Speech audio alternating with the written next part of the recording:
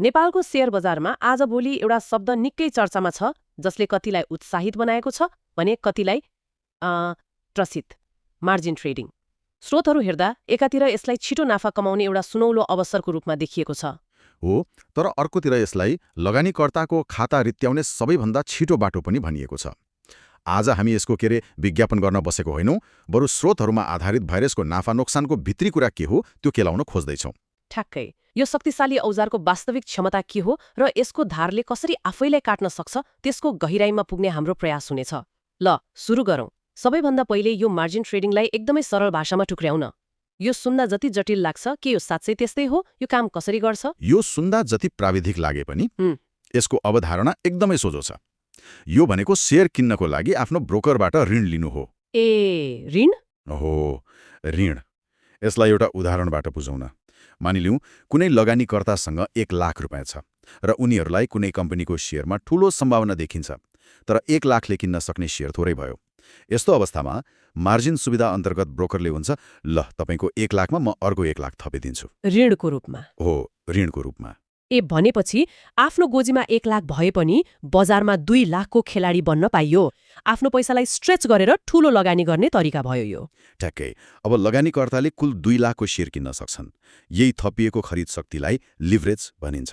तर यहाँ सबैभन्दा महत्त्वपूर्ण कुरा के बुझ्नुपर्छ भने त्यो थपिएको 1 लाख रुपियाँ उपहार होइन, ऋण हो। र हरेक ऋणमा जस्तै यसमा पनि ब्याज लाग्छ। चाहे नाफा होस् वा नोक्सान हो, चाहे तपाईँले नाफा कमाउनुहोस् वा नोक्सान गर्नुहोस्, यो लिभरेजले दुवैतिर काम गर्छ। त्यसो भए यो यति आकर्षक किन छ त? यति जोखिम हुँदाहुँदै पनि खास गरी नयाँ र अलि आक्रामक लगानीकर्ताहरू किन यसतर्फ चुम्बकले ताने जसरी खिचिएका छन्? पक्कै पनि यसको लोभ्याउने पक्ष निकै बलियो हुनुपर्छ। यसको आकर्षणको मुख्य कारण हो नाफाको विस्तार, जसलाई प्रॉफिट एम्प्लिफिकेसन भनिन्छ। नाफाको विस्तार? हो, हाम्रो पुरानै उदाहरणमा फर्कौं। मानौ तपाईले किन्नुभएको शेयरको मूल्य 10% ले बढ्यो। यदि तपाईले आफ्नो 1 लाख मात्र लगानी गर्नुभएको थियो भने तपाईलाई 10,000 नाफा हुन्छ। सामान्य हिसाब भयो यो त, आफ्नो लगानीको 10%। हो, तर मार्जिन प्रयोग गरेर 2 लाख लगानी गरेको अवस्थामा 10% बजार बढ्दा तपाईको नाफा 20,000 हुन्छ। अब यहाँनिर रोचक कुरा के छ भने तपाईको आफ्नो वास्तविक लगानी त 1 लाख मात्रै हो। हो त। त्यो 1 लाखमा 20,000 नाफा हुनु भनेको तपाईको पुँजीमा 20% को प्रतिफल हो। एउटै बजार चालमा दोब्बर प्रभाव। शक्तिशाली त हो, तर यसले एउटा भ्रम पनि सृजना गर्छ होला नि। लगानीकर्ताले आफूलाई बजारको 10% चालमा 20% कमाउने जिनियस सम्झिन सक्छ, जबकि त्यो केवल ऋणको गणित मात्र हो। तपाईले एकदमै सही ठाउँमा औँला राख्नुभयो। यो एक किसिमको मनोवैज्ञानिक पासो हो। अर्को आकर्षण हो पुँजीको प्रभावकारिता, अर्थात् क्यापिटल एफिसिएन्सी। थोरै पुँजी भएका लगानीकर्ताले पनि ठूला अवसरहरूमा सहभागी हुन सक्छन्। कसरी? बजारमा कुनै राम्रो अवसर छोटो समयका लागि आएको छ भने मार्जिनले त्यो अवसर समात्न मद्दत गर्छ। यो विशेष गरी छोटो अवधिका लागि व्यापार गर्नेहरू, जस्तै स्विङ वा सर्ट टर्म ट्रेडरहरूका लागि ठूलो लचिलोपना प्रदान गर्ने उपकरण हो। र बजार निरन्तर बढिरहेको बेला, अर्थात् स्ट्रङ बुल मार्केटमा यसले नाफाको गतिलाई रकेट जस्तै उडाइदिन सक्छ। तपाईले भने जस्तो थोरै पुँजीले ठूलो खेल खेल्न पाउनु त आकर्षक भयो, तर मलाई के लाग्छ भने त्यही थोरै पुँजी डुब्ने खतरा पनि त त्यति नै होला नि। अब यो सिक्काको अर्को पाटो हेरौँ, यसको जोखिमको पाटो कस्तो छ? यहाँ सबैभन्दा ध्यान दिनुपर्ने कुरा नै जोखिम हो, र यो निकै गम्भीर हुन सक्छ। पहिलो र सबैभन्दा स्पष्ट जोखिम हो नोक्सानको विस्तार वा लस एम्प्लिफिकेसन। जसरी नाफा बढ्छ त्यसरी नै? हो, जसरी नाफा दोब्बर हुन्छ त्यसरी नै नोक्सान पनि दोब्बर हुन्छ। बजार 10% घट्दा सामान्य लगानीमा 10,000 नोक्सान हुन्छ, तर मार्जिन लगानीमा तपाईको 2 लाखबाट 20,000 नोक्सान हुन्छ, जुन आफ्नो वास्तविक लगानीको 20% हो। ठ्याक्कै, जुन तपाईको आफ्नो पुँजी अर्थात् 1 लाखको 20% हो। नोक्सान बढ्नु त एउटा कुरा भयो, त्यो त बजारको नियम नै हो। तर मैले सुनेको छु मार्जिन ट्रेडिङमा ब्रोकरले हाम्रो शेयर हामीलाई नसोधी बेचिदिन सक्छ रे। के यो साँच्चै हो? यो त निकै डरलाग्दो सुनिन्छ। यो साँचो हो, र यो नै मार्जिन ट्रेडिङको सबैभन्दा खतरनाक पक्ष हो। यसलाई मार्जिन कल भनिन्छ। Margin call? हो, जब तपाईले मार्जिनमा शेयर किन्नुहुन्छ तपाईले आफ्नो खातामा एउटा न्यूनतम ब्यालेन्स, जसलाई मेन्टेनेन्स मार्जिन भनिन्छ, कायम राख्नुपर्छ। यदि तपाईले किनेको शेयरको मूल्य घट्दै गयो र तपाईको खाताको ब्यालेन्स त्यो न्यूनतम स्तरभन्दा तल झर्यो भने ब्रोकरले तपाईलाई फोन गर्छ वा सूचना पठाउँछ र भन्छ आफ्नो खातामा तुरुन्तै थप पैसा जम्मा गर्नुहोस्, नत्र हामी तपाईको शेयर बेचिदिन्छौँ। अनि यदि लगानीकर्ताले पैसा थप्न सकेन भने यदि लगानीकर्ताले तोकिएको समयमा जुन 24देखि 48 घण्टा जति हुन सक्छ त्यो रकम थप्न सकेन भने ब्रोकरले आफ्नो ऋण सुरक्षित गर्नका लागि तपाईँको शेयर बजारमा नोक्सानमा नै जबरजस्ती बिक्री गरिदिन सक्छ। हामीलाई नसोधिकलै उनीहरू तपाईँलाई सोध्न बाध्य छैनन्। सर्वनाश। यसको मतलब बजारले सुधारको मौका पाउनु अघि नै लगानी गुम्न सक्छ। भोलि बजार बढ्ने आशमा बसिरहेको बेला आजै ब्रोकरले शेयर बेचिदिएर नोक्सानलाई स्थायी बनाइदिन सक्छ। ट्याक्कै यसलाई लकिङ इन द लस भनिन्छ। स्रोतहरूमा एउटा रोचक केस स्टडी थियो 2020 को बुल मार्केट पछिको करेक्सनमा। मार्जिन कलको सामना गर्ने मध्ये लगभग 40% लगानीकर्ताहरूले बजार फेरि बढ्नु अगाडि नै आफ्नो लगानी गुमाएका थिए। किनभने उनीहरूको पोजिसन जबरजस्ती बन्द गराइएको थियो। उनीहरूले रिकभरीको फाइदा लिनै पाएनन्। यो त निकै गम्भीर तथ्याङ्क हो। अरू के जोखिम छन्? अर्को जोखिम हो ब्याजको लागत, जुन अक्सर बिर्सिन्छ। बजार नबढे पनि वा यथास्थितिमा रहे पनि, जसलाई साइडवेज मार्केट भनिन्छ, ब्याजको मिटर घुमिरहन्छ। पैसा चाहिँ तिरिरहनु पर्ने हो। यो एउटा यस्तो अदृश्य खर्च हो जसले तपाईँको नाफालाई बिस्तारै खाइरहेको हुन्छ र नाफा कमाउनै पर्ने थप दबाव सृजना गर्छ। र यी सबैको मनोवैज्ञानिक असर पनि त होला नि। ऋण लिएर व्यापार गर्नु र आफ्नै पैसाले गर्नुमा भावनात्मक रूपमा धेरै फरक पर्छ होला। यो सबभन्दा खतरनाक तर अदृश्य पक्ष हो। ऋणको पैसाले व्यापार गर्दा डर र लोभ दुवै चरममा पुग्छ। बजारको सानो उतार चढाउले पनि मुटुको धड्कन बढाउँछ। हो त। यसले गर्दा निद्रा बिग्रिने र आवेगात्मक अर्थात् इम्पल्सिभ निर्णयहरू लिने सम्भावना अत्यधिक बढ्छ। शान्त दिमागले सोच्न सकिँदैन। बजार थोरै घट्दा डराएर बेच्ने, थोरै बढ्दा लोभिएर किन्ने जस्ता गल्तीहरू हुन्छन्। भनेपछि मार्जिनले नाफा नोक्सान मात्रै होइन, भावनालाई पनि बढाइदिने भयो। एकदम, भावनाहरूलाई पनि विस्तार गरिदिन्छ। यी त सामान्य जोखिम भए जुन संसारका सबै बजारमा लागू हुन्छन्।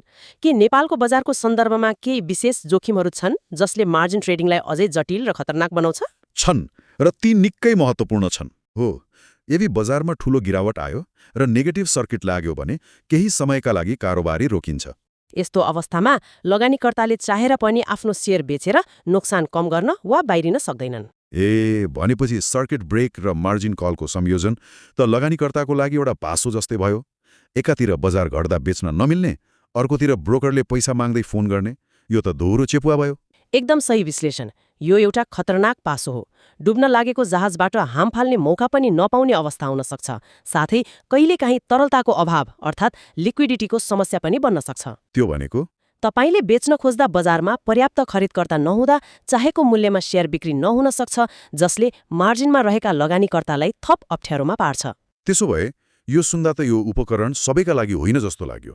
खासमा स्रोतहरूले कस्ता लगानीकर्तालाई यसबाट दशा टाढा रहन सल्लाह दिन्छन्? स्रोतहरूले यसमा स्पष्ट पारेका छन्। पहिलो, सुरुवाती व्यापारीहरू जसलाई बजारको गहिरो ज्ञान र अनुभव छैन, उनीहरूको लागि यो आगोसँग खेल्नु जस्तै हो। अनि दोस्रो, भावनामा बहकिएर निर्णय गर्नेहरू जो बजार घट्दा आत्तिन्छन् र बढ्दा लोभिन्छन्। मार्जिनले उनीहरूको यो बानीलाई घातक बनाइदिन्छ। दीर्घकालीन लगानीकर्ताहरू नि? तेस्रो, दीर्घकालीन लगानीकर्ताहरू जसको उद्देश्य कम्पनीको वृद्धिमा साझेदार बन्नु हो, उनीहरूका लागि यो उपकरण नै होइन। र चौथो, सबैभन्दा महत्त्वपूर्ण, स्टप लस अर्थात् नोक्सान रोक्ने बिन्दुको अनुशासन पालना नगर्नेहरूले मार्जिन ट्रेडिङबाट टाढा रहनुपर्छ। अनि यसलाई कसले विचार गर्न सक्छ त? कस्तो प्रोफाइल भएको व्यापारीका लागि यो उपयुक्त हुन सक्छ? यो केवल पागल आँट भएकाहरूका लागि मात्र हो?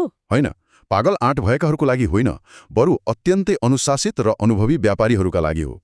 जसले कडा जोखिम व्यवस्थापनको नियम पालना गर्छन्, उनीहरूले यसलाई विचार गर्न सक्छन्। कस्तो नियम? यसको मतलब उनीहरूले हरेक ट्रेडमा प्रवेश गर्नुअघि नै 3वटा कुरा तय गरेका हुन्छन्। कहाँ किन्ने, कहाँ बेचेर नाफा लिने र सबैभन्दा महत्त्वपूर्ण, कहाँ बेचेर नोक्सान स्वीकार गर्ने। स्टप लस हो, स्टप लस। उनीहरू आफ्नो लगानीको आकार अर्थात् पोजिसन साइजलाई आफ्नो कुल पुँजीको सानो हिस्सामा सीमित राख्छन्। उनीहरू भावनामा होइन, आफ्नो प्रणालीमा विश्वास गर्छन्। भनेपछि अनुशासन अनिवार्य भयो। अनिवार्य शर्त हो। भावनाको लागि यहाँ कुनै ठाउँ छैन। यदि कसैले आफूलाई अनुभवी मान्छ र यो धारिलो औजार प्रयोग गर्ने नै निर्णय गर्यो भने सुरक्षित रहनका लागि केही आधारभूत नियमहरू छन् कि जसलाई कहिल्यै तोड्नु हुँदैन? केही सलामी नियमहरू छन् जसलाई सधैँ पालना गर्नुपर्छ। पहिलो, कहिल्यै पनि आफ्नो पुरै मार्जिन क्षमता प्रयोग नगर्ने। सबै पैसा प्रयोग नगर्ने हो। यदि ब्रोकरले 1 लाख ऋण दिन्छ भने 25 वा 50 हजार मात्र प्रयोग गर्नु बुद्धिमानी हुन्छ। यसले तपाईँलाई मार्जिन कलबाट बच्न केही ठाउँ दिन्छ। दोस्रो, स्टप लस अनिवार्य रूपमा राख्ने। ट्रेडमा प्रवेश गर्नु अघि नै कति नोक्सान भ्योर्न सक्छु भनेर निर्धारण गर्ने र त्यो बिन्दुमा बजार पुगेपछि बिना कुनै हिचकिचाहट बाहिर निस्कने। अर्थात् आफ्नो इगोलाई ढोका बाहिरै छोडेर आउने। ठ्याक्कै। तेस्रो, धेरै उतार चढाव हुने, अनुमान गर्न नसकिने वा कम कारोबार हुने सेयरहरूबाट जोगिने। र चौथो, बजारमा प्रवेश गर्नु अघि नै बाहिर निस्कने योजना अर्थात् एक्जिट प्लान स्पष्ट बनाउने। स्पष्ट योजना हो। यो एउटा शल्यक्रिया गर्ने चक्कु जस्तै हो। सही हातमा पर्दा जीवन बचाउँछ, तर गलत हातमा पर्दा ज्यान लिन्छ। यो जुवा होइन भन्ने कुरा सधैँ याद राख्नुपर्छ। त्यसो भए यो सम्पूर्ण छलफलको निचोड के हो त? यति धेरै कुरा सुनिसकेपछि मार्जिन ट्रेडिङलाई कसरी हेर्नु उपयुक्त हुन्छ? मार्जिन ट्रेडिङ एउटा यस्तो दुई धारे तरवार हो जसले नाफा र नोक्सान दुवैलाई तीव्र गतिमा बढाउँछ। यो छिटो धनी बन्ने जादुको छडी होइन, बरु एक व्यावसायिक उपकरण हो जसलाई चलाउन उच्च स्तरको ज्ञान, सिप र सबैभन्दा महत्त्वपूर्ण अनुशासन चाहिन्छ। र ज्ञान बिना लिभरेज जस्तो शक्तिशाली उपकरण प्रयोग गर्नु अत्यन्तै जोखिमपूर्ण हुन सक्छ। यो गाडी चलाउन सिक्नु अघि नै रेसिङ कार चलाउन खोज्नु जस्तै हो। दुर्घटना निश्चित छ। त्यसैले पहिले सिक्नु, अभ्यास गर्नु र पछि मात्र सानो मात्रामा प्रयोग गर्नु बुद्धिमानी हुन्छ। यो सबै जानकारीलाई मनन गर्दा मेरो मनमा एउटा ठूलो प्रश्न उठिरहेको छ। हामीले त व्यक्तिगत लगानीकर्ताको जोखिमको कुरा गर्यौं, तर यदि धेरै लगानीकर्ताहरूले एकैचोटि ठूलो मात्रामा मार्जिन प्रयोग गर्न थाले भने के होला? एउटा सानो बजार करेक्सनले पनि श्रृङ्खलाबद्ध मार्जिन कल निम्त्याउन सक्छ, जसले बजारलाई नै धराशायी बनाउन सक्छ। प्रश्न यो हो, के हाम्रा लगानीकर्ता, बजार र नियामक निकायहरू मार्जिन ट्रेडिङले ठूलो मात्रामा ल्याउन सक्ने यो प्रणालीगत जोखिम अर्थात् सिस्टेमिक रिस्कको सामना गर्न साँच्चै तयार छन्? यो प्रश्नमाथि विचार गर्नु निकै जरुरी छ। यस्तै अरू जानकारीमूलक सामग्रीहरूका लागि बजार ज्ञानलाई सब्स्क्राइब गर्न नभुल्नुहोला।